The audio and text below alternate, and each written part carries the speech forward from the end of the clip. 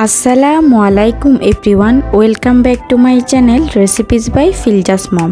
মাংসের রেসিপির মধ্যে ঐতিহ্যবাহী কালাভুনা এবং মেজবানি মাংস ছাড়াও কিন্তু আমাদের দেশে আরও একটি খুবই জনপ্রিয় এবং ঐতিহ্যবাহী রেসিপি হচ্ছে চুই ঝালে মাংস রান্না। হ্যাঁ ভিউয়ার্স, আপনারা ঠিকই শুনেছেন। আজ তৈরি করে দেখাবো আমাদের দেশের খুলনা অঞ্চলের বিখ্যাত চুই ঝাল দিয়ে গরুর মাংস রান্নার একেবারে অথেন্টিক একটি রেসিপি। আর এই চুই ঝালে গরুর মাংস রান্নাটা এতটাই মজার যে শুধুমাত্র মিট লাভাররাই নয়, পছন্দ করবে যে কেউ। গোটা গোটা রসুন আর চুই ঝাল, সেই সাথে মশলাদার মাংসের টেস্ট যে কতটা অসাধারণ হতে পারে সেটা এই রেসিপিটা দেখলে এবং ট্রাই করলেই আপনারা বুঝতে পারবেন। আশা করছি আমার আজকের রেসিপি আপনাদের ভালো লাগবে। যদি ভালো লেগে থাকে তাহলে ভিডিওতে অবশ্যই একটি লাইক দিয়ে দিবেন। তাহলে এবার চলুন আর কথা না বাড়িয়ে আমি রেসিপিতে চলে যাচ্ছি। রান্নায় যাবার আগে প্রথমেই পরিচিত হওয়া যাক চুই ঝালের সাথে। অনেকেই আছেন চুই ঝালটা কি সেটা এখনো পর্যন্ত জানেন না। এটা হচ্ছে চুই ঝাল। এই চুই ঝালটা হচ্ছে গাছের একটা ঢাল বা কাণ্ড। এটা অনেকটা লতানো টাইপের হয়। এটা পেঁচিয়ে পেঁচিয়ে গাছের সাথে উঠে থাকে। এটা ছোট ছোট আকারে বাজারে কিনতে পাওয়া যায়। অনলাইনে এবং যে কোনো সুপার শপে এটি খুব সহজেই এখন পাওয়া যায়। আপনারা এখানে যে চুই ঝালটি দেখতে পাচ্ছেন এটি আমি অনলাইন থেকে কিনেছি। এবার আপনারা দেখে নিন আমি চুই ঝালটাকে কিভাবে পরিষ্কার করছি। প্রথমেই একটা ধারালো ছুরি দিয়ে ঘষে ঘষে এর উপরের যে কালো রঙের আবরণ বা ছালটা রয়েছে সেটাকে ছাড়িয়ে নিতে হবে। চুই ঝালটা কিন্তু মূলত আমাদের খুলনা অঞ্চলের সাতক্ষীরা জেলায় চাষ হয়ে থাকে। আর পুরো খুলনা অঞ্চলেই এই চুই ঝালটা বেশ জনপ্রিয়। খুলনায় গিয়েছেন অথচ চুই ঝাল খাননি এমনটা কিন্তু হতেই পারে না। আর এই চুই ঝালটার দাম পড়বে প্রতি কেজি 400 থেকে 1200 টাকা পর্যন্ত। আমি এখানে চুই ঝাল থেকে ছালগুলো ছাড়িয়ে নিয়েছি। এবার ছুরি দিয়ে এই চুই ঝালগুলোকে কেটে নিব। আর আপনারা যদি চুই ঝালের একেবারে অথেন্টিক রেসিপিটি দেখতে চান তাহলে আমার ভিডিওটি না টেনে সম্পূর্ণ দেখতে হবে। আমার রেসিপি দেখে ট্রাই করলে আশা রাখছি আপনারা কেউ নিরাশ হবেন না। আর একটা কথা, এই চুই ঝালগুলোকে কাটার সময় কিন্তু এই চুই ঝালগুলোকে বেশি চিকন করে ফেলা যাবে না। বেশি চিকন করে কাটলে এগুলো সেদ্ধ হয়ে ভেঙে যাবে। আমি এই চুই ঝালগুলোকে একটু মোটা করেই টুকরো করে নিচ্ছি।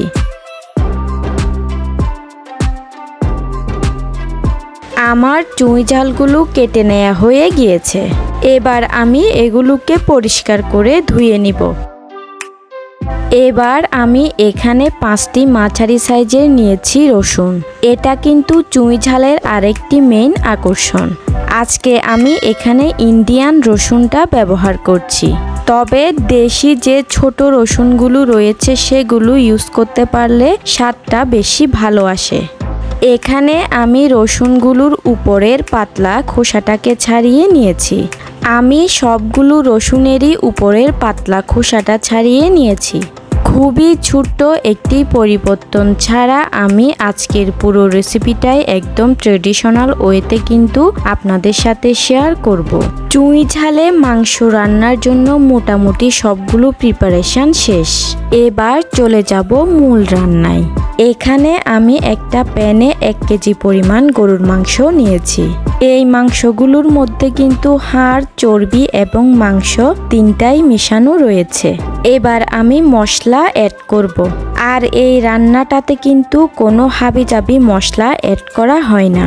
একদম দেশীয় যে মশলাগুলো রেগুলার ইউজের সেগুলোই শুধুমাত্র ব্যবহার করা হয়। প্রথমেই এখানে আমি নিয়ে নিচ্ছি 1 কাপ পেঁয়াজ কুচি। আমি যে বলেছিলাম ছোট একটু পরিবর্তন এখানে আমি করব, সেটা হচ্ছে এই পেঁয়াজ। অরিজিনাল যে চুই ঝালের রেসিপি রয়েছে সেখানে কিন্তু কোনো রকমের পেঁয়াজ ব্যবহার করা হয় না। আপনারা চাইলে সেই রেসিপিটাও ফলো করতে পারেন, তবে আমার কাছে মনে হলো পেঁয়াজ দিলে এর টেস্টটা আরও কিছুটা বেড়ে যায়। এবারে অ্যাড করছি 1 টেবিল চামচ পরিমাণ আদা বাটা, রসুন বাটা অ্যাড করছি 1 টেবিল চামচ। এখানে আমি কিছু গোটা গরম মশলা নিয়েছি 2টি তেজপাতা, 5টি এলাচ, 6-7টি লং এবং 2 টুকরো দারুচিনি। এবারে এই গরম মশলাগুলোকেও মাংসের মধ্যে অ্যাড করে দিলাম। আজকে আমি যেই পরিমাপে মশলা ব্যবহার করছি তা 1 কেজি মাংসের জন্য। এবারে মরিচের গুঁড়া দিয়ে দিচ্ছি টেস্ট অনুযায়ী। এটা অবশ্যই যে যার টেস্ট অনুযায়ী ইউজ করবেন, তবে চুই ঝালের ক্ষেত্রে একটু স্পাইসি হলে খেতে বেশি ভালো লাগে। এবার অ্যাড করে দিচ্ছি 1/2 টেবিল চামচ পরিমাণ হলুদের গুঁড়া, ধনিয়ার গুঁড়া অ্যাড করছি 1 টেবিল চামচ, জিরার গুঁড়া অ্যাড করছি 1 চা চামচ, স্বাদ মতো দিয়ে দিচ্ছি লবণ। এবারে অ্যাড করছি 1 কাপ সয়াবিন তেল। চুই ঝাল রান্নায় কিন্তু তেলের পরিমাণটা একটু বেশি থাকবে। আমার সবগুলো মশলা অ্যাড করা হয়ে গিয়েছে। এবার মাংসটাকে ভালোভাবে মাখাতে হবে। এই কাজটা আমি হাত দিয়েই করছি যাতে করে মাখানোটা খুব ভালো হয়।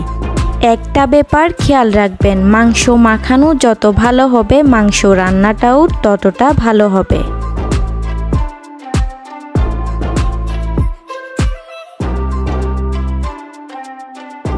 আমি সময় নিয়ে মাংসগুলোকে ভালোভাবে মাখিয়ে নিয়েছি।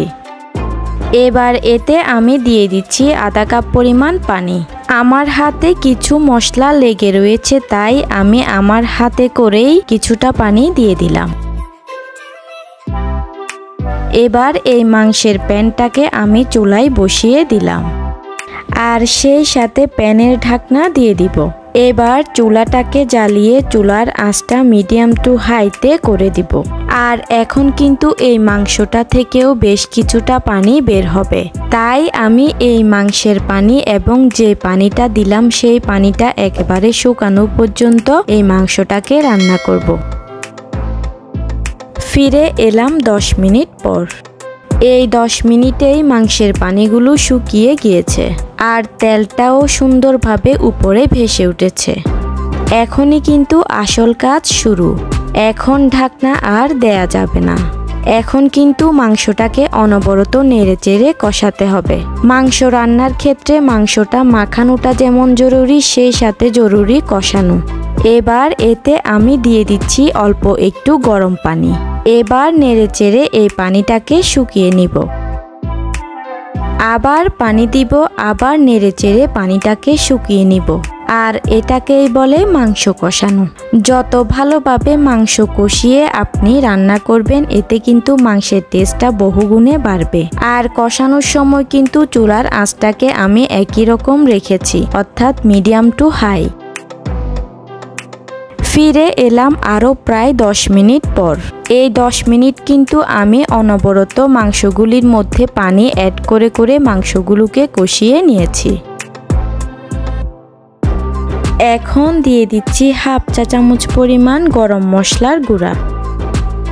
এ পর্যায়ে এখানে আমি দিয়ে দিচ্ছি আগে থেকে কেটে রাখা সেই চুই ঝালগুলো।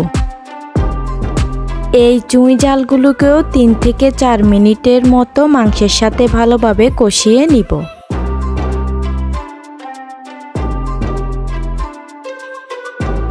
কষাতে কষাতে কিন্তু মাংসগুলো প্রায় হাফ কুক হয়ে গিয়েছে। মাংসগুলো পুরোপুরি সিদ্ধ হওয়ার জন্য এ পর্যায়ে আমি আরও পরিমাণ মতো পানি দিয়ে দিচ্ছি। আর পানি কিন্তু অবশ্যই গরম পানি ব্যবহার করতে হবে। এবার নেড়েচেড়ে দিয়ে ঢাকনাটা লাগিয়ে দিয়ে মাংসগুলোকে পুরোপুরি সেদ্ধ করে নিব।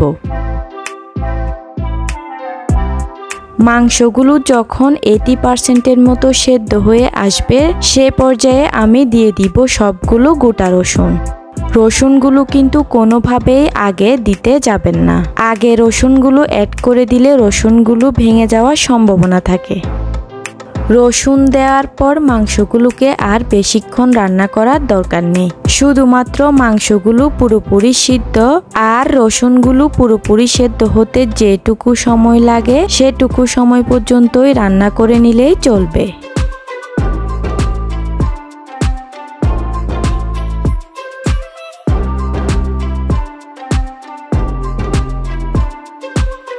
আমার মাংস এবং রসুন দুটোই ভালোভাবে সেদ্ধ হয়ে গিয়েছে। এখন আমার রান্না অলমোস্ট হয়ে গিয়েছে। মাংসগুলোকে চুলা থেকে নামানোর 2 থেকে 3 মিনিট আগে আমি দিয়ে দিব ভাজা জিরার গুঁড়া 1 চা চামচ। এই ভাজা জিরার গুঁড়াটা দেওয়ার কারণে মাংসের মধ্যে খুব সুন্দর একটা ফ্লেভার আসবে। রান্না এখন পুরোপুরি কমপ্লিট। দেখুন তেলগুলো কিন্তু খুব সুন্দর করে উপরে উঠে এসেছে, আর ফ্লেভারটা যে কতটা ভালো এসেছে তা আমি আপনাদেরকে বলে বোঝাতে পারবো না। এবার আমি চুলা বন্ধ করে দিয়ে মাংসগুলোকে চুলা থেকে নামিয়ে পরিবেশন করে দেখিয়ে দিচ্ছি। তৈরি হয়ে গেল একদমই ট্র্যাডিশনাল উপায়ে খুলনা অঞ্চলের ঐতিহ্যবাহী চুই ঝাল দিয়ে গরুর মাংস রান্না। আসছে কুরবানির ঈদে আপনারা এই রেসিপিটি একবার হলেও ট্রাই করে দেখবেন। আশা রাখছি বাড়ির ছোট থেকে বড় সকলেই খুবই পছন্দ করবে। আর আমার আজকের রেসিপিটি আপনাদের কাছে কেমন লাগলো সেটি কিন্তু আমাকে কমেন্ট করে জানাতে ভুলবেন না। যদি সত্যি ভালো লেগে থাকে তাহলে ভিডিওটিতে লাইক, কমেন্ট, শেয়ার এবং চ্যানেলটি অবশ্যই সাবস্ক্রাইব করার অনুরোধ রইল। ভিডিওটি না টেনে এতক্ষণ সম্পূর্ণ দেখার জন্য সবাইকে অসংখ্য ধন্যবাদ জানিয়ে আমি আজকে এখানেই বিদায় নিচ্ছি। আল্লাহ হাফেজ।